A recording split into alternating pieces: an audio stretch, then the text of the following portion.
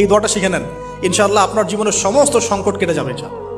আমি নিজেও এই দোয়াটা বেশি বেশি করার চেষ্টা করি। দোয়াটা হচ্ছে, মুসা আলাইহিস সালাম একটা গাছের নিচে হেলান দিয়ে বসলেন, বসে দেখলেন দুজন মেয়ে দাঁড়িয়ে আছে দূরে, পানি নিতে পারছে না। লোকজন পানি নিয়ে যাচ্ছে, ওরা দাঁড়িয়ে আছে বেচারি। মুসা আলাইহিস সালাম গিয়ে বললেন, কি সমস্যা আপনাদের? তারা বললেন যে আমাদের বাবা অনেক বৃদ্ধ মানুষ, আমরা পানি নিতে পারি না, যতক্ষণ না আমাদের কম পানি নিয়ে চলে যায়।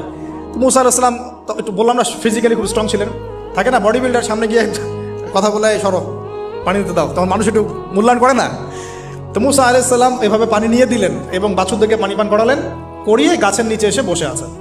বসে বসে তিনি দোয়া করছেন, এই যে দোয়াটা তিনি দোয়া করছেন, রব্বি, একটা নেক কাজ করলেন, নেক কাজ করলেন না, মানুষের উপকার করলেন, নেক কাজ করে এসে গাছের নিচে বসে দোয়া করছেন, আল্লাহ এখানে তো আমার খাবার পানি বাসস্থান কিছুই নাই, আমি কি করব?